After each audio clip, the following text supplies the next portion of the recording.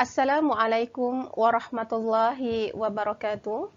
Alhamdulillahi rabbil alamin. Wassalatu wassalamu ala asyrafil anbiya wal mursalin wa ala alihi wa sahbihi ajma'in. Baiklah, bertemu kita kembali pada siri yang kedua bersama dengan saya, Ustazah Atiyah binti Wahad. Semoga kamu semua berada dalam keadaan sihat sejahtera di samping keluarga yang tercinta. Okey? Marilah kita sama-sama memulakan pembelajaran kita pada hari ini dengan membaca Ummul Kitab Al-Fatihah dan doa sebelum belajar. Okey.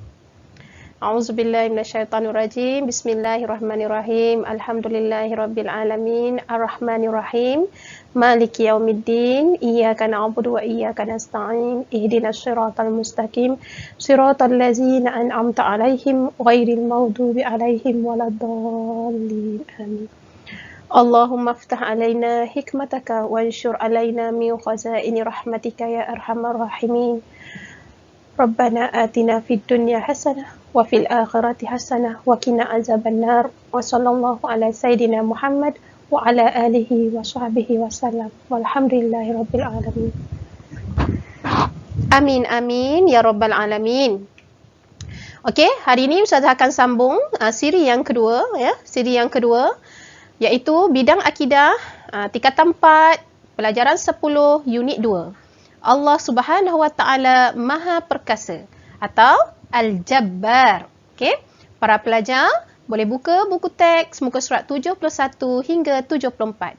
Okey, sebelum Ustazah pergi dengan lebih lanjut, jom mari kita tengok sama-sama standard pembelajaran yang terdapat dalam tajuk ini. Okey, jom. Okey, yang pertama, Ustazah akan menyatakan maksud Al-Jabbar. Okey. Yang kedua, menyatakan dalil nakli. Nama Allah Subhanahu Wa Taala Al-Jabbar. Dalil nakli ialah dalil yang terdapat di dalam Al-Quran dan juga hadis. Yang ketiga, merumuskan kefahaman mengenai nama Allah Al-Jabbar. Dan yang keempat, Ustazah akan ajar dan fokus juga cara menjawab latihan dan juga soalan kebat. Okey? Jadi Ustazah tak nak buang masa sebab panjang sikit untuk kali ini. Kita nak fokus kepada cara menjawab soalan. Okey? Kita teruskan. Okey, yang pertama, maksud Al-Jabbar. Okey, Al-Jabbar ialah nama Allah Subhanahu Wa Taala yang menunjukkan bahawa Allah Subhanahu Wa Taala itu maha berkuasa. Okey, Allah Subhanahu Wa Taala maha berkuasa secara mutlak untuk menunjukkan segala kehendaknya. Okey, Al-Jabbar disebut di dalam Al-Quran, ya. Al-Jabbar juga disebut ketika kita solat. Yang mana? Solat tu duduk antara dua sujud. Wajburni. Yang kita sebut tu wajburni. Bermaksud cukupkan aku ya Allah. Okey, Allah bersifat Al-Jabbar, maha berkuasa sebagai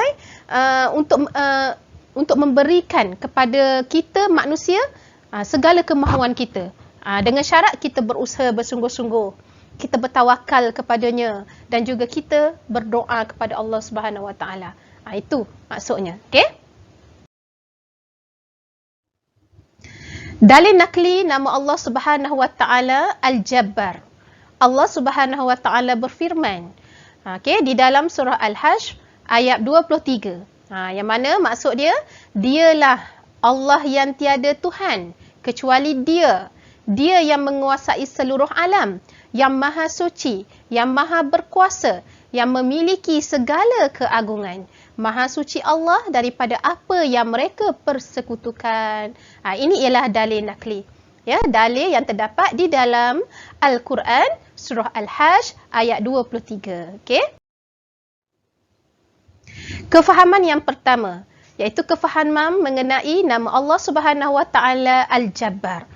Allah Subhanahu Wa Taala merupakan pemilik dan penguasa alam, seluruh makhluk berada di bawah penguasaannya. Abdullah bin Umar meriwayatkan bahawa pada hari kiamat Allah Subhanahu Wa Taala memegang 7 petala langit dan bumi dengan kekuasaannya. Ini sabda ini riwayat Ibnu Majah. Ana al-Jabbar. Ainal al-Jabbarun. Ainal mutakabbirun. Akulah yang maha perkasa. Di manakah orang-orang yang berkuasa? Di manakah orang-orang yang sombong di dunia dahulu? Ini riwayat Ibn Majah. Allah akan kata di hari akhirat nanti ni kepada orang yang sombong di dunia. Sedangkan Allah Subhanahu Wa Taala itulah yang maha berkuasa dalam segala hal. Okey, itu kefahaman yang pertama. Yang seterusnya, kefahaman yang kedua. Kefahaman Allah tidak boleh dipersoalkan perbuatannya. Tengok tu. Kita tak boleh persoalkan perbuatan Allah. Setiap perbuatan Allah mengandungi hikmah yang tersembunyi. Okey, sebagaimana yang berlaku pada dunia pada hari ini dengan kes COVID ni kan. Virus saja yang Allah datangkan kepada manusia untuk jentik hati manusia kembali kepada Allah Subhanahu Wa Taala. Tapi kita tidak boleh persoalkan kenapa. Kerana semuanya ada hikmah yang tersembunyi. Sebagaimana dalam surah Al-Anbiya ayat 23, Allah kata, la a'udzubillahi minasyaitonirrajim, la yus'alu amma yaf'alu wa hum yus'alun. Tengok apa? Dia tidak boleh ditanya tentang apa yang dilakukan, sedang mereka lah yang akan ditanya kelak. Ya, kita tak boleh tanya Allah, apa ni, kenapa Allah buat macam ni? Tak boleh. Sedangkan kita yang akan dipersoalkan oleh Allah Subhanahu Wa Taala. Okey, itu kefahaman yang kedua. Yang seterusnya,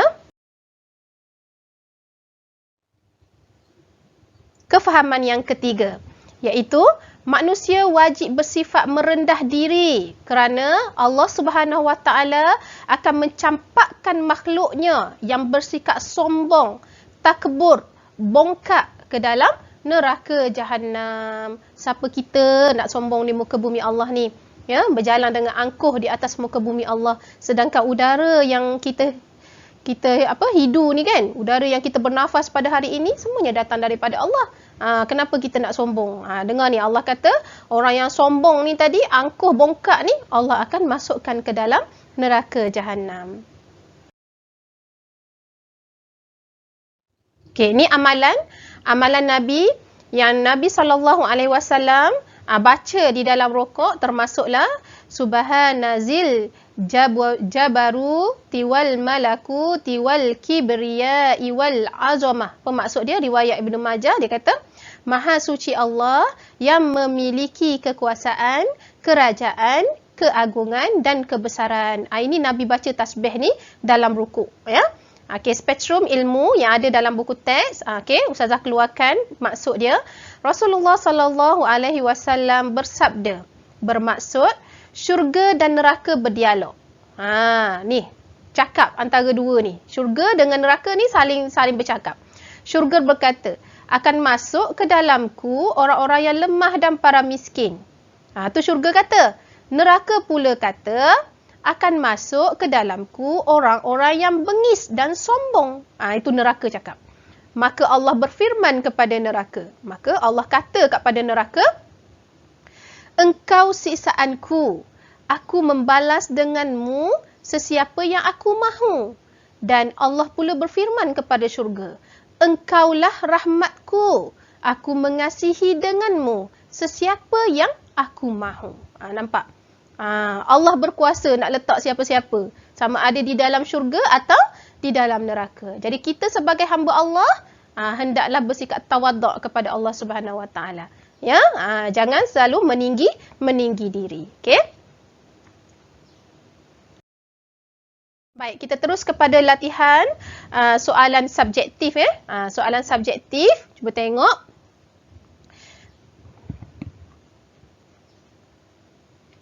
Okey, cuba tengok. Kita tengok Al-Jabbar. Apakah maksud Al-Jabbar? Nyatakan maksud Al-Jabbar.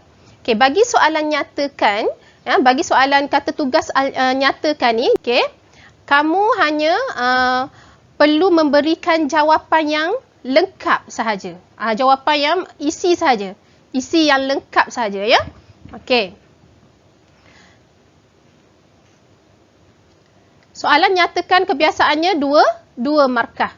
Okey, terus kepada jawapan yang lengkap ataupun isi yang lengkap.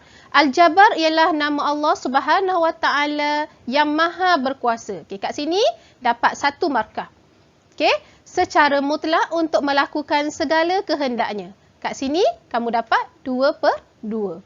Okey, bagi soalan kata tugas nyatakan, memang soalan dia 2 markah. Dan jawapan dia mesti jawapan yang lengkap lah. Isi sahajalah. Tak boleh reka-reka ni bagi soalan maksud jabar, maksud al-muttaqin, tak boleh. Kena tengok dalam buku teks. Okey, sekarang soalan jelaskan.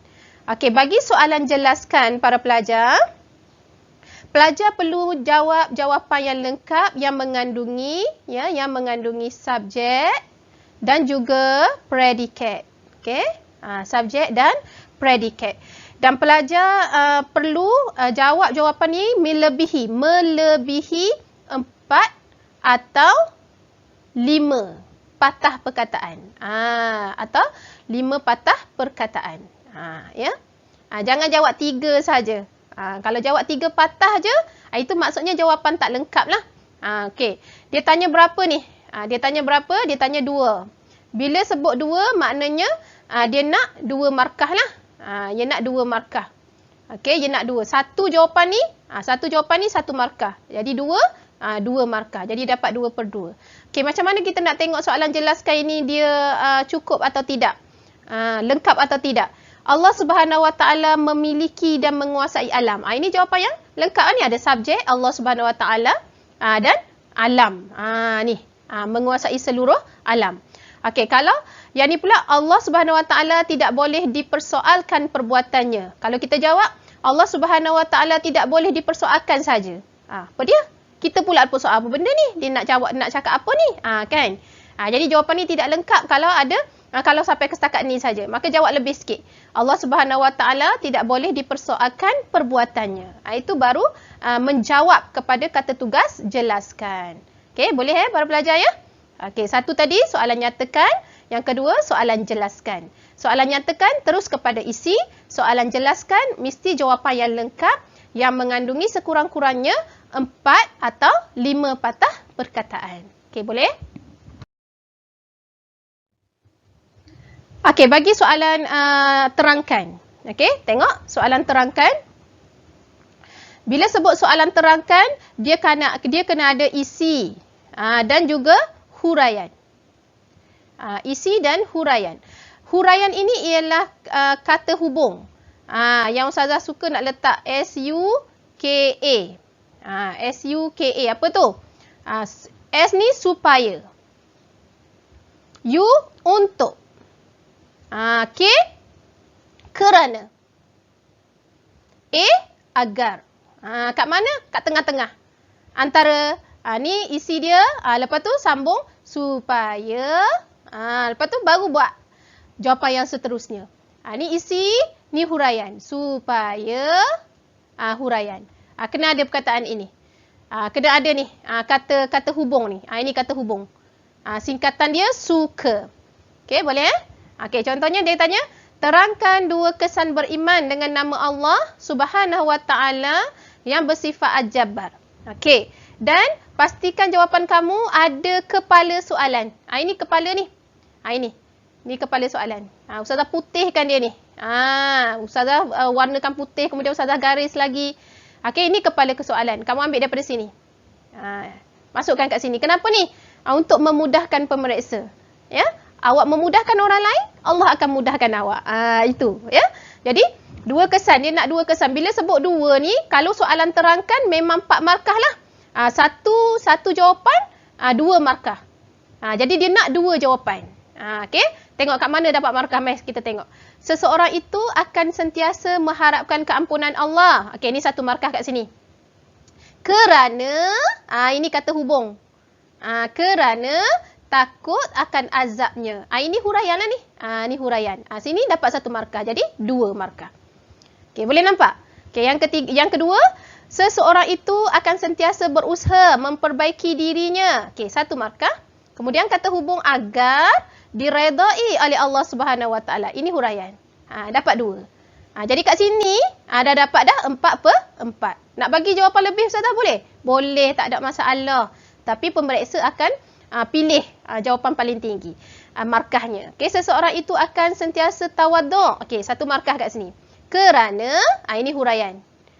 Menyedari dirinya hamba yang lemah. Okey, dapat lagi 1 markah. Okey, cantik jawapan tu. Boleh faham ya anak-anak? Okey, baik. Boleh ya? Okey, kita teruskan. Bagi soalan latihan kebat. Apa yang kena ada dalam kebat ni? Okey, apa yang kena ada dalam latihan kebat ni? Okey, dalam kebat, kena tengok dulu apa benda ni kebat ni. Apa maksud kebat? Okey, apa maksud kebat? Kebat apa maksud dia? Kebat ialah kemahiran berfikir aras tinggi. Okey, ayat yang pertama. Okey, ayat pertama kita panggil isi. Ayat kedua kita panggil huraian. Ayat ketiga kita panggil hurai lengkap. Ayat keempat kita panggil kesimpulan. Okey. Dan ustazah cadangkan, ustazah galakkan anak murid ustazah dia buat 4 titik. Okey, dia bagi satu isi, kemudian dia titik. Kemudian dia sambung hurai. Kemudian dia sambung hurai lengkap. Kemudian dia sambung kesimpulan. Okey, nak membezakan ni macam mana ustazah? Isi, huraian, hurai lengkap, kesimpulan ni macam mana nak bezakan? Okey, mari kita bezakan. Okey, untuk isi, isi tu biasalah. Beri ayat yang pertama itulah kita panggil isi. Okey, untuk huraian ni, digalakkan menggunakan kata hubung yang ustazah ajar soalan terangkan tadi. Suka. Gunakan perkataan supaya, kerana, menggunakan kata hubung. Okey? Agar, lagi, untuk, okey? Ini, kata hubung. Menggunakan kata hubung. Itu adalah huraian. Hurai lengkap. Okey, hurai lengkap ustazah galakkan kamu letak kesannya perkataan ni. Perkataan-perkataan macam ni lah. Apa? Contohnya. Okey. Hikmahnya. Okey. Oleh yang demikian. Boleh juga. Okey, tu. Itu untuk huraian lengkap. Kesimpulan? Kesimpulan ni macam mana? Okey, kesimpulan saya galakkan kamu tulis oleh itu. Lagi kesimpulannya. Lagi tuntasnya, boleh? Cantik sikit kan? Macam gempak gitu. Tuntasnya. Natijahnya, boleh, tak ada masalah. Okey.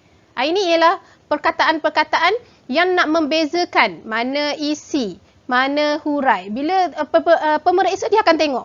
Hurai, apabila ada je perkataan-perkataan ni, pemeriksa faham. Kemudian hurai lengkap, tengok pula adanya perkataan-perkataan ni. Okey, bagus. Kemudian dia tengok kesimpulan. Kesimpulan ni lah. Pengajaran lah, pengajaran ayat. Macam kita belajar tilawah kan, ada pengajaran ayat, pengajaran tilawah, pengajaran hadis. Okey. Baik, soalan dia kat sini. Okey, kita tengok soalan dia, keimanan kepada Al-Jabbar melahirkan rasa gerun untuk bersikap sombong. Kemukakan hujah anda untuk menyokong pernyataan di atas. Okey. Saya bagi jawapan ni. Ni contoh saja, kamu buat sendiri nanti.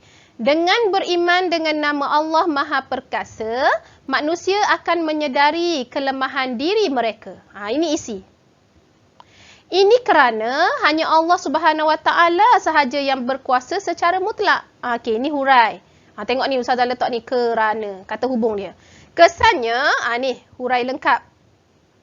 Akan wujud dalam diri manusia sifat takwa iaitu tunduk dan takut kepada Allah Subhanahu Wa Taala. Hurai lengkap. Oleh itu, kita hendaklah mengelakkan diri daripada bersikap takbur dan sombong agar terhindar daripada kemurkaan Allah. Ini kesimpulan. Dapatlah markah penuh. 4/4. Okey, berapa titik? Cuba tengok titik. 1 titik. 2 titik. 3 titik. 4 titik. Nampak? Jadi ustazah memang cakap kat anak murid ustazah kalau boleh buat 4 titik. Dan jawapan kamu dalam kebat mesti 6 baris. Kalau kamu jawab tu tak cukup lagi 6 baris, baru 3 baris, itu memang tak memenuhi lagi kehendak kebat. Kamu kena jawab tu biar cukup 6 baris. Tengok ni. 1 baris, 2 baris, 3 baris, 4 baris, 5 baris, 6 baris. Baru cukup. Itu syarat sah kebat. Ya. Okey, itu. Baik, kita teruskan. Okey, tengok. Ni kita nak ulang balik. Pertama tadi Ustazah cerita tentang soalan nyatakan. Kata tugas, nyatakan. Okey, kata tugas nyatakan cukup pelajar memberi isi sahaja. Okey, isi sahaja. Okey, yang kedua Ustazah cerita soalan jelaskan. Okey, soalan jelaskan isi lengkap. Isi lengkap. Isi lengkap yang mengandungi subjek dan predikat. Mesti jawapan lengkap. Dan jawapan yang terbaik ialah 4 atau 5 patah perkataan. Itu. Okay, itu bagi soalan jelaskan. Okey, bagi soalan terangkan. Okey. Okey, bagi soalan terangkan ada isi dan juga huraian. Ada isi dan huraian. Huraian ni apa? Huraian ni ada kata hubung. Kata hubung. Contoh kata hubung, singkatan dia suka. Okey. S apa? Supaya. Untuk. Kerana. Agar. Ini huraian. Itu bagi soalan terangkan. 1 markah untuk isi, 1 markah untuk huraian. Okey, boleh Okey, soalan yang seterusnya yang terakhir ialah kebat. Okey. Kebat ada 4 iaitu isi, huraian dan hurai lengkap dan kesimpulan. Okey. Berapa titik Ustazah galakkan? 4. Okey, 4 titik. Okey, bagi titik macam itulah. Okey, isi. Hurai ni apa Ustazah? Huraian ni macam mana? Huraian tu dalam jawapan kamu kena ada ni. Kena ada supaya, untuk, kerana, agar. Hurai lengkap. Hurai lengkap kita letaklah kesannya. Macam tadi Ustazah cakap kan? Tengok jawapan balik. Kesannya, hikmahnya. Okey. Contohnya, dalilnya. Okey, kesimpulan macam mana? Kesimpulan ni macam oleh itu, okey, natijahnya, okey, tuntasnya, kesimpulannya, itu. Okey? Itu ialah bagi kesimpulan. Kesimpulannya, okey, baik. Dan jawapan kamu mesti dalam satu perenggan sahaja. Dalam satu perenggan sahaja, sekurang-kurangnya 6 baris. Okey, bukan 6 patah, 6 baris. 1, 2, 3, 4, 5, 6. 6 baris. Dan yang dalam kebat ni tidak digalakkan menggunakan. Tidak boleh. Bukan tidak digalakkan, tak boleh. Tak boleh guna. Tak boleh guna perkataan selain itu. Selain itu. Seterusnya. Lagi apa perkataan-perkataan macam tu dia tidak memberi maksud kepada huraian. Dia memberi maksud kepada isi seterusnya. Maksudnya isi yang kedua. Sedangkan di dalam kebat dia nak satu isi saja. Tapi kalau kamu menggunakan perkataan dan. Dan pun tak boleh. Dan. Jangan guna perkataan dan. Dan. Selain itu. Selanjutnya. Betul. Selanjutnya. Ni. Tak boleh guna. Ni tak boleh guna perkataan ni. Selain itu, dan, selanjutnya, seterusnya. Tak boleh guna perkataan ni. Kenapa? Kerana dia tidak membawa maksud kepada huraian. Dia bawa kepada isi yang kedua. Sedangkan di dalam kebat hanya nak satu isi saja. Jadi jangan buang masa dengan menggunakan perkataan ni. Cukup sekadar perkataan-perkataan yang Ustazah bagi ni. Okey? Boleh Okey, kita try Kamu try jawab soalan penilaian. Dalam buku teks muka surat 74, soalan 1 hingga 4. Try jawab sebagaimana yang Ustazah cerita ni. Ada semua soalan. Dalam buku teks tu ada semua soalan. Kamu boleh tengok. Okey? Boleh setakat ni anak-anak Okey.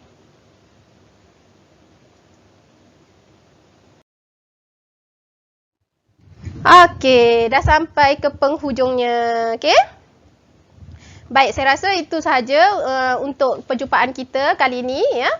Sebanyak 2 siri yang Ustazah jumpa kamu. Yang pertama tajuk Al-Muttaqin ya, yang baru ni, dan yang terakhir ni ialah tajuk Al-Jabar.